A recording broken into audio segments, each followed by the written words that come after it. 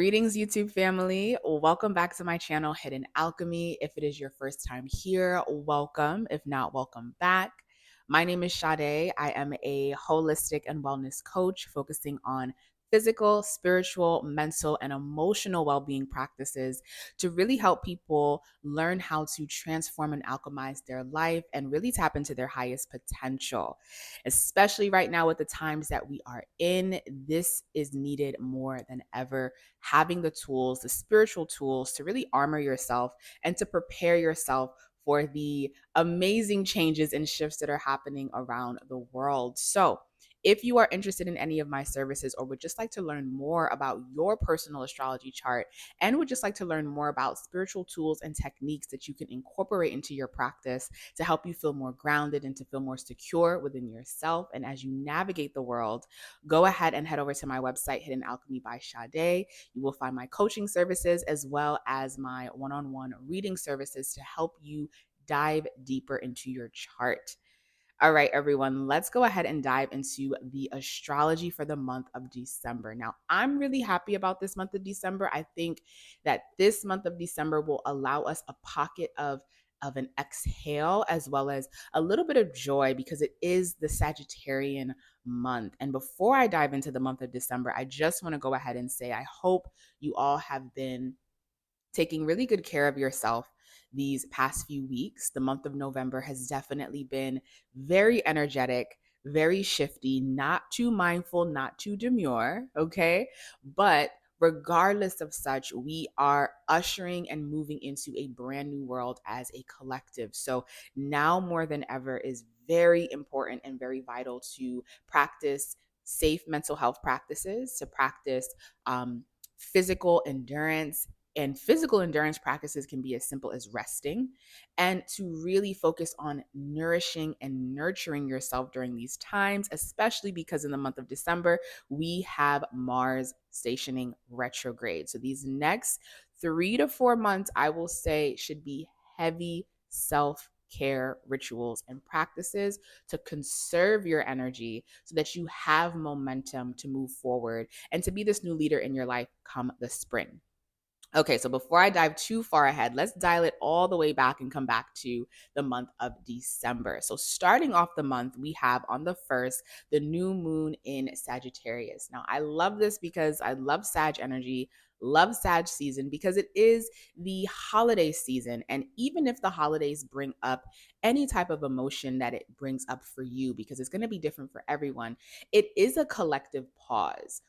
Everyone kind of has a holiday for Christmas, a holiday for New Year's, and depending on where you are in the world, a little bit of a holiday for Thanksgiving. So it is that excuse of checking your emails a little bit later, getting back to your clients a little bit later, because the collective is kind of on this holiday energy, which is so Sagittarian in its nature. So starting on the 1st, we have the Sag new moon, which is a beautiful opportunity to take a deep dive into a new adventure for yourself. Now, check out my Sag New Moon video because I'm going to dive deeper into this topic for that separate video. But on the 1st, we have the Sag New Moon, which is happening right after Mercury, which is in the sign of Sagittarius, stations retrograde. Now, this is a great time to pause. Whenever a planet goes retrograde, especially a planet like Mercury, it's a great time to pause because you want to double check what you are doing and you want to make sure that what you are doing is as logically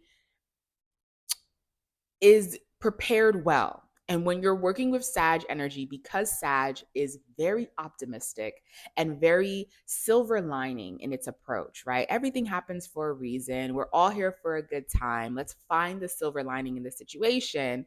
You do want to make sure that you fact check. So, this new moon is a great opportunity to dive into a new adventure, dive into a new idea for yourself, a new vision, a new belief system, but it might not be the right moment to act on it because we have Mercury retrograde and because we know we have Mars getting ready to go retrograde.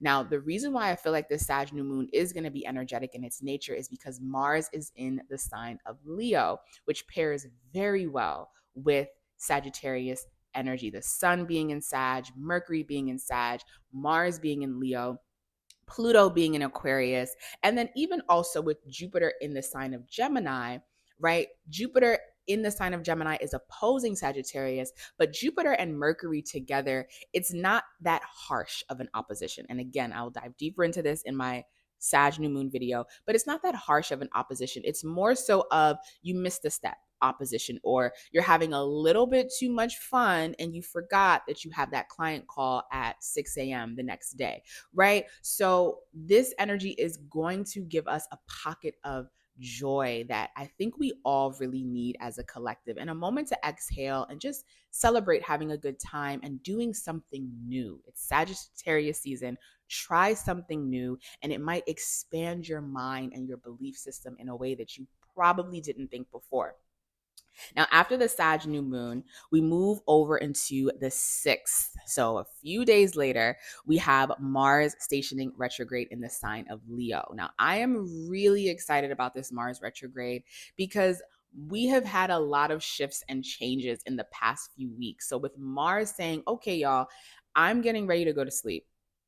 And with it going to sleep in the sign of Leo, it's really giving us a moment to reflect on what makes us unique as individuals and how we want to show up as new leaders in this new world. And the reason I say that is because as Mars starts to retrograde back, it's going to station retrograde at about 6-7 degrees of Leo. So as it moves towards the 1st degree and the 0 degree of Leo, it's going to make that opposition to Pluto and Aquarius. And we know that we are moving into a new world. So this Mars retrograde is asking us to reconsider how we choose to lead. What makes us unique leaders? What ways can we take our creative talents and our creative attributes, which is very Leo, right? We want to be the individual. We want to showcase our pride in ourselves.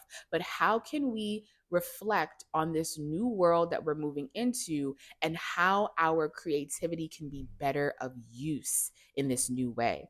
Now, with Mars going back into Cancer, which I'll dive deeper into in my January astrology video, that is going to ask us to take some time to rest, nurture ourselves, and nourish ourselves, because once Mars stations direct in March, moving out of Cancer and back into Leo around April of next year, we will have to show up as those new leaders. So reconsider your thoughts and your views on romance, your thoughts and your views on your inner child. How have you been nourishing your inner child? How have you been neglecting your inner child? What are your thoughts and views on children, right? Maybe children of your own, or creating a project of your own. Those things will be on the surface, and will be brought to the surface for you to pay fuller attention to as we move into next year. So after we have Mars stationing retrograde on the 7th, we have Venus moving into Aquarius, as well as Neptune stationing direct. Now, let's start with Venus moving into Aquarius. This is going to be great. I mean, I'm not a fear-mongering person when it comes to astrology, so I think that all challenges and aspects have its greatness in some way, right? But Venus moving into Aquarius, conjuncting Pluto in Aquarius, is really going to push us to reinvent our value system. Venus is all about what we value, where we find beauty, where we find values, where we find quality, where we find our money. Venus is all about currency. And Venus is a people planet. Venus cares about their relationships, and Aquarius is a very relational sign. So because we are moving into this new world, because Pluto is really shifting and changing where everyone has Aquarius in their chart, Venus now coming into Aquarius in this new light is really going to shed some light, especially because we're in this retrograde season. It's going to shed some light on what did you value before that you might not value now as we move into this new Aquarianish world with Pluto and Aquarius. What are your values and beliefs pertaining to your relationships with people? What are your values and beliefs in pertaining to how you obtain money? Right? We know Pluto and Aquarius is going to change the way that we use technology. So maybe we're starting to have a different perspective on how we can use these technological advances to further boost our income flow, right? So there's many ways that this Venus and Aquarius energy can work, but I will say, because Venus in Aquarius will be making a conjunction to Pluto in Aquarius, be mindful of very powerful people that can help initiate you into this new way of moving, but also because it will oppose Mars at some point, be mindful of where you might be resisting the change that is needed, the reinvention that you're going to need for yourself because you're holding on to an old way of leading and showing up in the world. So, this Mars opposition of Venus, it's not the harshest opposition, but it will be an opposition pertaining to people and what we are doing and moving and how we are moving in the external world. Now, the same day we have Neptune stationing direct, which can be very it can be a very not humdrum, I wouldn't say humdrum is the word, but we can finally start to take the ideals that we've been having and we can start to put them into movement and to see, is this ideal that I have? Because the thing about Neptune is the the ideas that we have are beginning in a world that cannot be physically seen. Neptune is really about illusion. It's the rose colored glasses. It's the dream state. It's the dream and the ideal and the belief and the emotional want that we want for ourselves. And it can't be physically seen yet. So the beauty of Neptune still being in Pisces, because it will move into Aries next year, is that Saturn is also in Pisces. So now that Neptune is stationing direct, it's an opportunity to say, okay, this feeling that I've been having for myself, this new way of being in the world, new way of moving in the world based off of my ideals, my dreams, and my belief system. I've been feeling this way for some time, and now with Neptune stationing direct, it's going to give you an opportunity to implement it and to see if it can actually hold shape. Neptune doesn't have a physical shape that can be seen. So now that it's next to Saturn and now that it's stationing direct, we can kind of move forward with these ideals and see, does it work? Is it practical? And can it hold me in the long run as we move into this next world? So remember, if things are feeling very different for you in this month of December, because we have a lot of things retrograding, let it feel uncomfortable. I really do feel that by the end of December, after the holiday season, after New Year's, a lot more things will be clear as we have Mercury stationing direct later in the month. Now, after Neptune stations direct, on the 15th, we have the full moon in Gemini, which on that same day, we have Mercury stationing direct on that same day of the full moon. Now, what I love about this is Gemini and Sagittarius, which is very funny that Mercury, the planet that rules Gemini, is in the sign of Sagittarius, and Jupiter, the planet that rules Sagittarius, is in the sign of Gemini. So it just kind of flipped in a sense. However, this moment of Mercury stationing direct along with the full moon in Gemini is going to bring clarity. And that's why I said the new moon at the beginning of the month is not the right time to act on any type of new intention that you want to set. It's more so an opportunity to get excited about a new idea, a new philosophy, a new adventure. Try something new for yourself, but don't go full head forward on your new intentions because we do have Mercury that's retrograde. So things are blurry. But by the time we get to that Gemini full moon, the same day Mercury stationing direct, things will become clear. Ideas that you've had, perspectives that you've had might shift during this Gemini full moon because you have new information. You see, Sagittarius is really about our hopes, our optimism, and what we believe to be true, and what we believe our worth is, and what we're worthy of experiencing in our life. But Gemini brings the fact, it brings the information. Gemini is like, well, this is great. This is a great idea, but let's look at the fact as to why this idea can't take shape right now.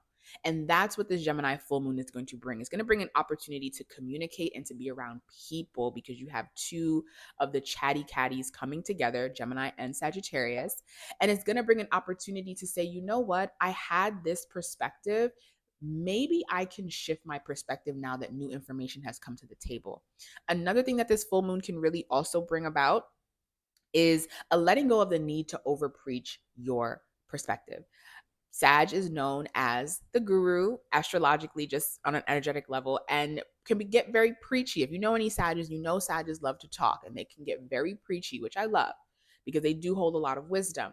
But with this Gemini opposition, it's asking you to give people an opportunity to have their viewpoints on the table as well. Even if we don't agree with the way that they live or the way that they do things or their personal philosophy, two truths can exist. And that's what Gemini really represents, is the importance of duality. I will dive deeper into this in my Gemini full moon video, so definitely go ahead and check that out. Now, moving on from the 15th, on the 21st, we have the winter solstice. So that means that the sun is moving into the sign of Capricorn. And over here in the US, specifically for me in New York City, I will be experiencing winter, or we will be experiencing winter, depending on where in the world you're watching this. I love the winter solstice because it is the official moment of hibernation and rest and reflection, which is going to be very, very needed as we enter into this new world. An opportunity to reflect on the things that we are letting go of in the Capricorn part of our chart, because we know Pluto is finally finished in that area of our chart. So now that the sun is going to be shedding light there and the moon is going to be there later on in the month, it's really a humdrum. This is when I would use the term humdrum. It's really a humdrum moment of reflecting on how far you've come in the year, reflecting on how far you have come in any goal that you had for yourself, and still feeding off of that Gemini full moon energy, acknowledging where your perspective on your goals are changing. I also mentioned that with Venus moving into Aquarius, making that conjunction to Pluto, that opposition to Mars, it's asking us to change something. It's asking us to reinvent an idea, to reinvent a perspective, a way of doing something.